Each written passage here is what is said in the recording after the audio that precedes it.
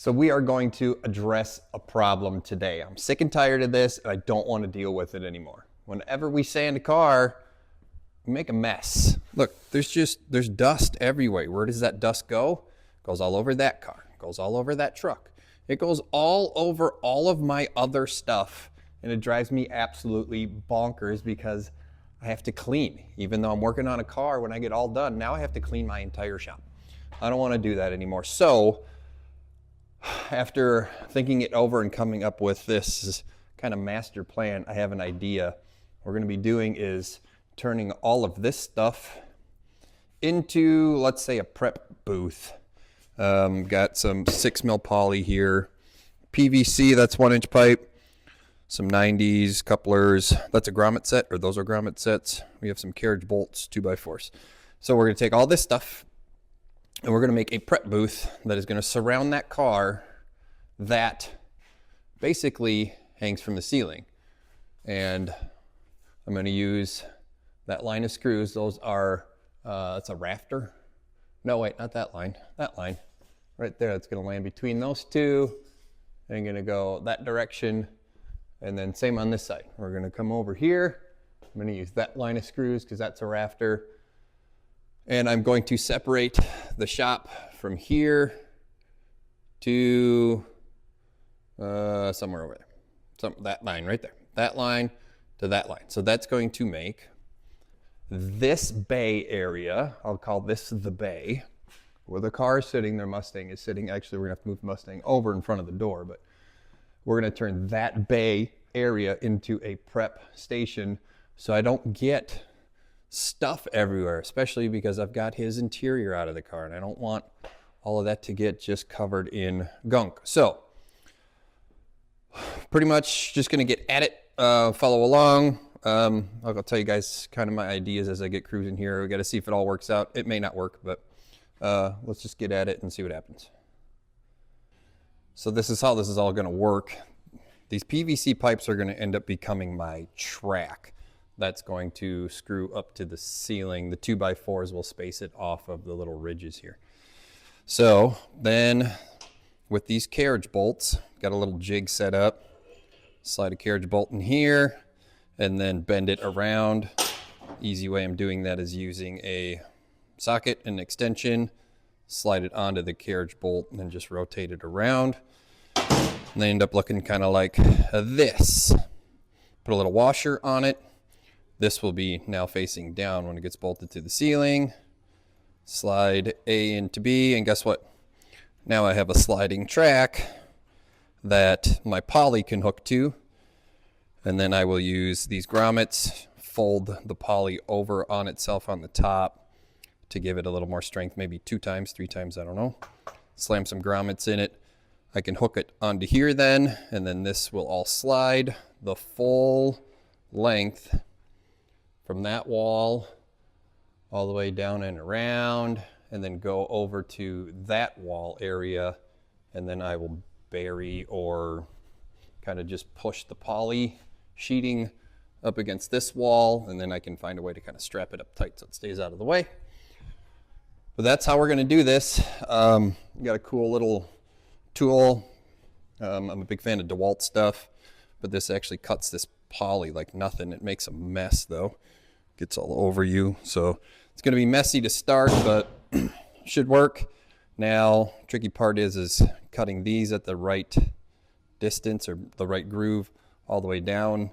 And I got to do that to 7 different pipes, but I'll devise a system here and get to building.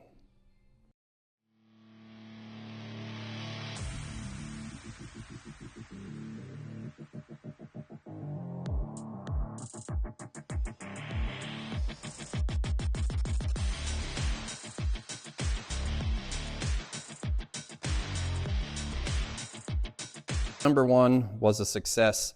I was a little curious as if this piece of pipe was going to retain its shape once I actually cut it all the way, but it's pretty darn rigid, so it seems to hold the shape nicely. I had to cut it a little bit bigger than expected, but it does work. These do slide all the way down. The way that I did this actually to get a straight line is printed on this piece of tube, on all pieces of tube, is like a barcode and the writing. So if you take that and use that as your straight line, because it's printed on there straight, you get a decently straight line. So that's 1 down. Now I have 6 more to go. So this is a elbow. This is a conduit piece. It's like for electrical work. So you have like a sweeping corner in here. The trick now is going to be drawing the line on top of here because the sheet or the plastic is going to have to go around this corner. So I think I got a way to do it. Let's see if it works. So if I just use my hand kind of as a guide as I come around, I can just lay the Sharpie on here. That'll pretty much give me one line. And then all I do is just adjust the distance where my finger was sitting here. And then that should give me another line. I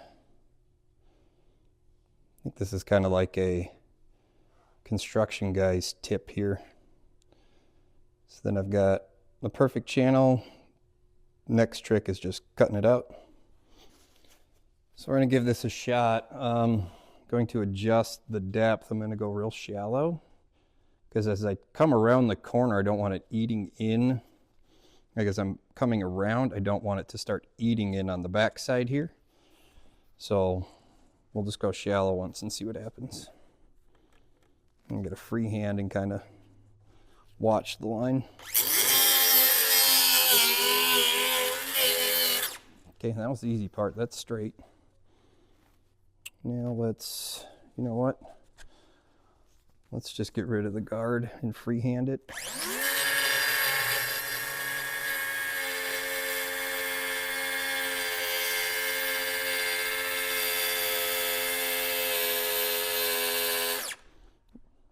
Yeah, that's working. I gotta go deeper though.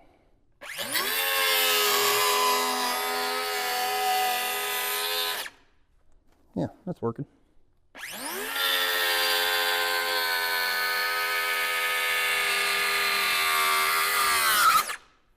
Cool. There you go. Bingo. It's not really in the center, but it should work. That'll allow that curtain to go around the corner nicely. Okay, so the next task is to make a bunch of these little hooks that are going to slide in that track. Got kind of a little system going here. Seems to work out pretty good. That one's a little crooked. Oh well. I have no idea how many I'm going to need. I'm going to need a lot, so I'll just get to it.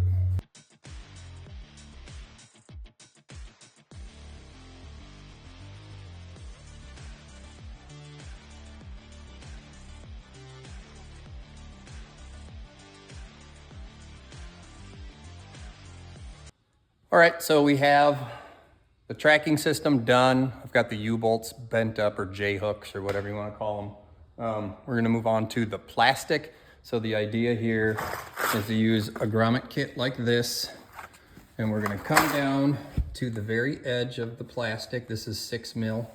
We're going to fold it over once, and then I'll put a grommet in here, kind of give it twice the bite. This is a kit that comes with like the little punch and what you need to roll the grommet over and stuff. Hopefully it works. Never done this before. Let's give it a shot. It does help to read the instructions. Everybody knows, nobody really reads the instructions anyways. So we're gonna take, let's see, this in here and here, like such. Trick is gonna be getting this all to stay. That's gotta go on top of that, I think. Maybe. I don't know how that's gonna work. Oh, does that fit around there? Oh, it fits around it. Okay. As long as we're in everything, let's give it another try.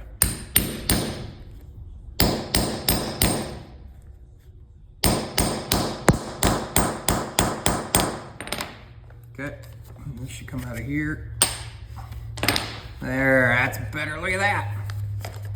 It's a rivet, or not a rivet, it's a grommet. That's in there pretty good. Cool, man. That should work out great. I just have like, I don't know, 50, 60 of them to do.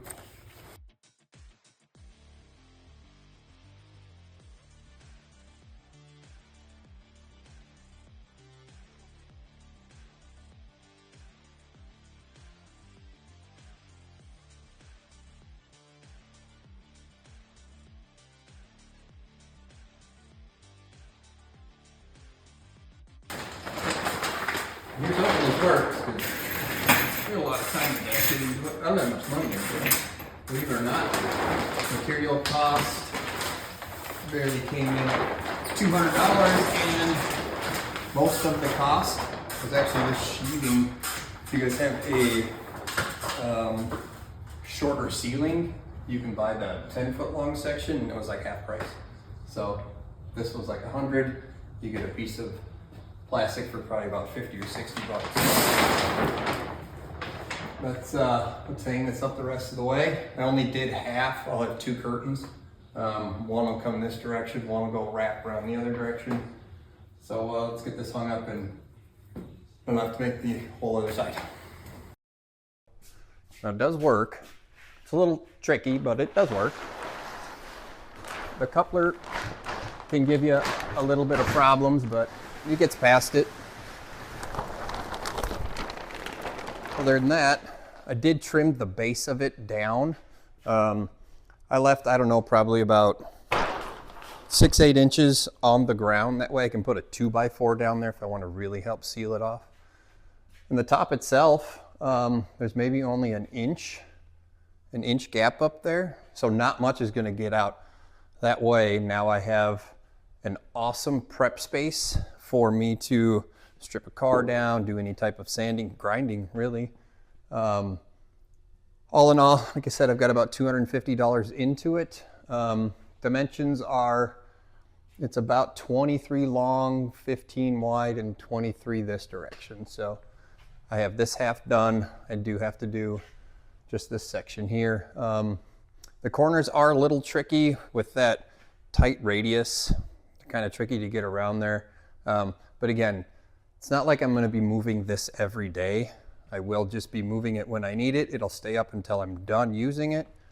And then eventually it'll all come back around, and then we'll just pull it tight up against the wall here, and we'll just bungee cord it to the wall. So hopefully that gives you guys an idea of a cheap and easy prep booth. Again, 250 bucks all in on this.